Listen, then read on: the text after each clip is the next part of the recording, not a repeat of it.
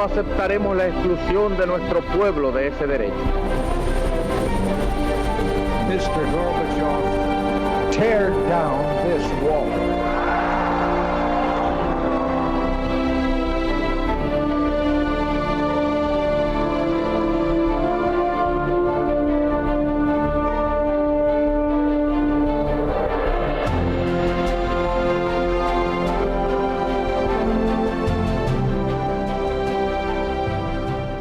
Buenas noches, señoras, caballeros. El mundo moderno a efectos políticos comenzó con un regicidio, el de los reyes de Francia. Y el mundo contemporáneo a efectos políticos empezó con un regicidio, el de la familia imperial rusa. En este año en el que se cumplen 100 de la Revolución Soviética, estamos dedicando varios programas a examinar qué pasó en la Revolución Rusa. Y algo fundamental fue el asesinato de la familia imperial. Lo veremos con Fernando Paz. Lo que pasó fue esto. El 17 de julio de 1918, un grupo de guardias rojos asesinaba a la familia Romanov, la familia imperial rusa. Bajo las balas comunistas caían el zar Nicolás, su esposa Alejandra y sus hijos Alexei, Olga, Tatiana, María y Anastasia, además del personal de la Casa Imperial, el médico Eugene Botkin, el cocinero Iván Haritov, Ana Demidova, doncella de la zarina, y el mayordomo Alexei Trap. La familia imperial había permanecido bajo arresto domiciliario desde la abdicación del zar en febrero de 1917. Todos los Romanov fueron recluidos en Tsarskoye Selo, la villa de los zares, en el complejo palaciego de San Petersburgo. Nadie sabía qué hacer con ellos. Pronto, sin embargo, la ola revolucionaria se recrudeció y el jefe del gobierno, Kerensky, decidió trasladarlos a todos a Siberia, a la ciudad de Tobolsk, alojados en la mansión del gobernador.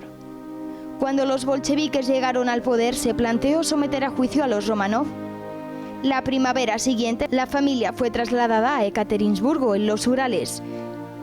Se la alojó en la casa Ipatiev, un amplio caserón donde aquella familia, que había sido la más poderosa de Rusia, vivió en estrictas condiciones de cautiverio. Parece que la intención de Lenin era, en efecto, someter a juicio a los Romanov y, mientras tanto, utilizar sus vidas como moneda de cambio con las potencias occidentales. Ahora bien, la guerra civil se intensificaba, los blancos ganaban terreno a los rojos y uno de los frentes más activos era precisamente el de los Urales. Pronto las tropas blancas, en concreto la Legión Checoslovaca, llegaron a las inmediaciones de Ekaterimburgo. Los bolcheviques decidieron deshacerse de la familia imperial. En la madrugada del 17 de julio de 1918, un grupo de guardias rojos al mando de Yakov Yurovsky entró en la casa Ipatiev. Hicieron salir a la familia con el subterfugio de que trataban de protegerla del inminente choque bélico, pero los Romanov fueron llevados a un semisótano. Allí fueron asesinados a balazos y rematados a tiros y golpes de bayoneta.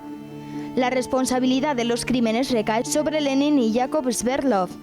Así lo asegura Trotsky, aunque nunca se ha encontrado un documento que lo atestigüe. El gobierno soviético confirmó oficialmente los asesinatos 2 días después. Aquel crimen conmocionó al mundo. Fernando Paz, muy buenas noches. Muy buenas noches. Un asesinato a sangre fría, se mire por donde se mire, absolutamente reprobable, sin juicio, por supuesto. Un asesinato, por supuesto, a sangre fría y además por razones puramente políticas, porque realmente el objetivo de Lenin era someterles a juicio para ejemplificar, digamos, de alguna manera, ¿no? Y la presencia de la Legión Checoslovaca lo que hizo fue pues hacer entrar en pánico a los dirigentes del Ejército Rojo del poder bolchevique en Ekaterimburgo y ordenar la ejecución. Bueno, es Yurovsky efectivamente el que ejecuta los crímenes, pero no cabe duda ninguna a estas alturas de que la orden es de Sverdlov, que con toda seguridad consultó con Lenin.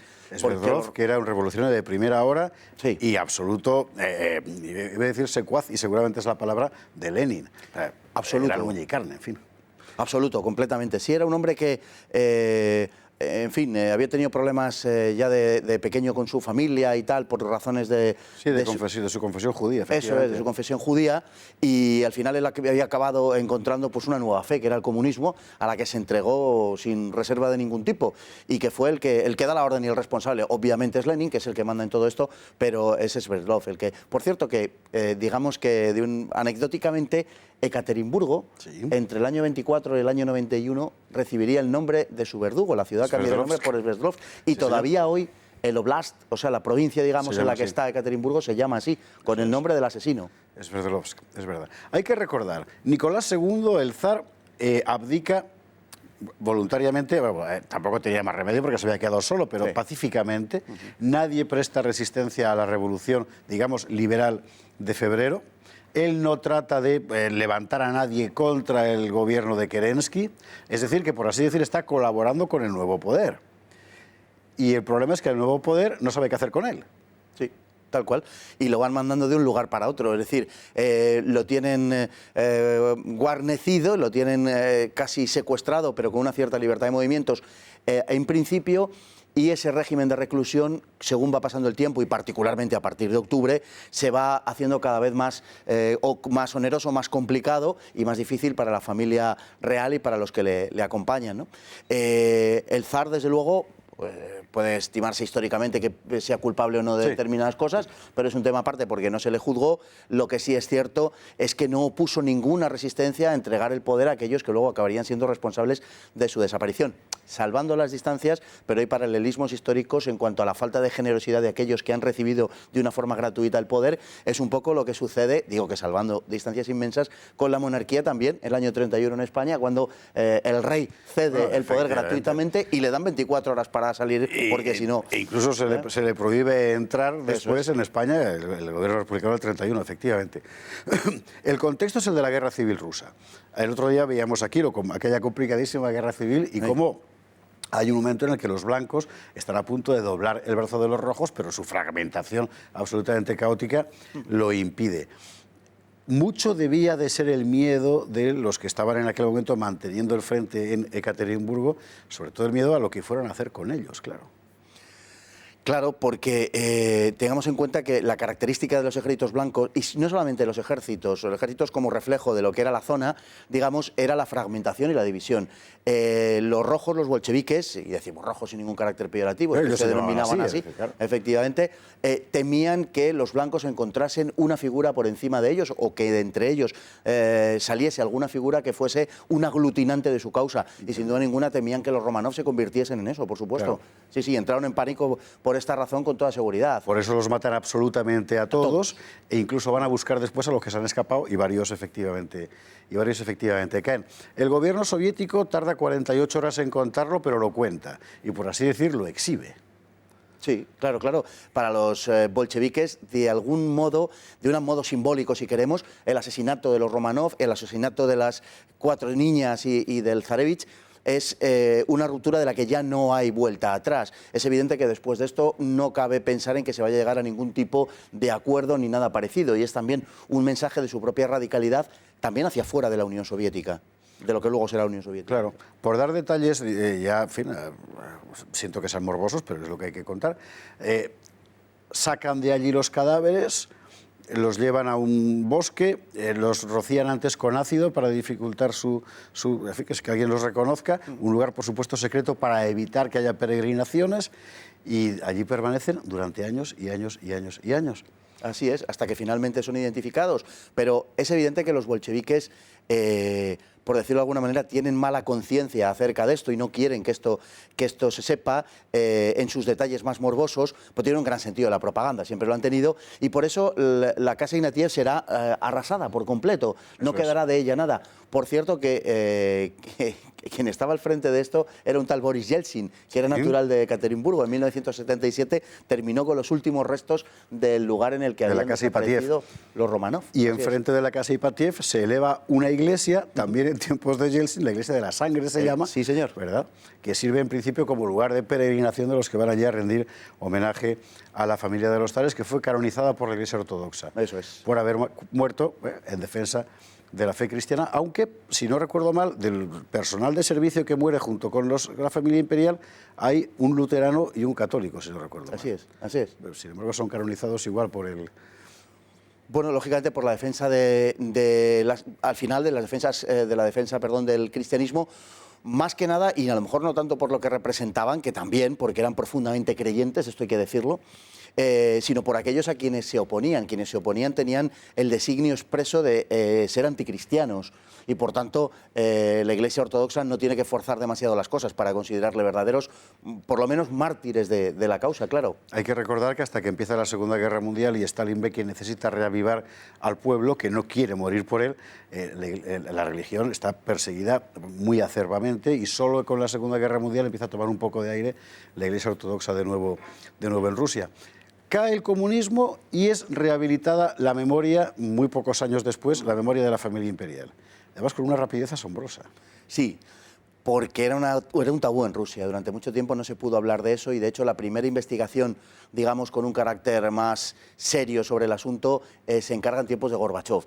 Y luego, además, porque en Rusia, a la caída del régimen comunista, ha habido un intento bastante continuado, indudablemente difícil, pero bastante continuado, digamos, de ofrecer una explicación de la historia rusa en su conjunto, lo menos sectaria posible.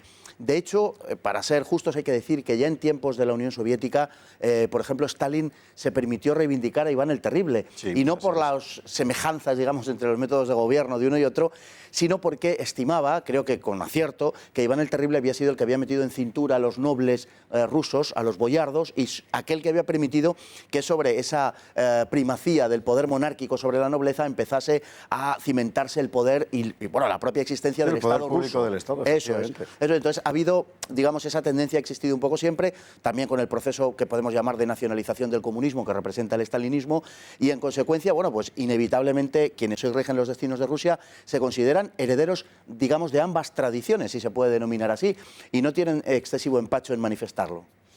Después del asesinato de los zares, el mundo percibió con toda claridad lo que estaba ocurriendo en Rusia, mejor dicho, que lo que estaba ocurriendo en Rusia era decisivo y para siempre, y que, por así decir, daba la vuelta completamente al mundo tal y como lo habíamos conocido.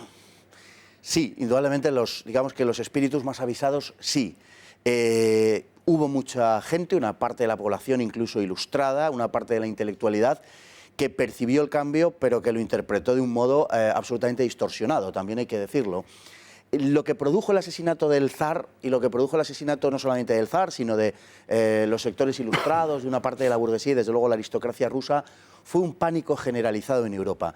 De modo remoto, tampoco tenemos que establecer una conexión excesivamente directa, pero de un modo, digamos, medio, el asesinato, por personalizarlo en ella, de la familia del zar, lo que provocó, lo que hizo posible al final fue, y esto ya es otro tema, que algo como el fascismo, que hubiera existido de cualquier manera, tuviera una oportunidad real de llegar al poder. Por el miedo, efectivamente, ante lo que estaba ocurriendo allí.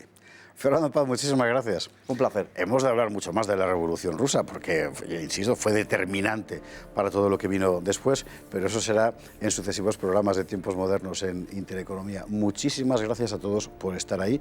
Hemos de hablar de la guerra Stalin-Trotsky, que si a usted le parece, y a usted también, será el próximo tema del que hablemos en estos programas de Tiempos Modernos, cuando volvamos con la Revolución Rusa. Muchísimas gracias, muy buenas noches.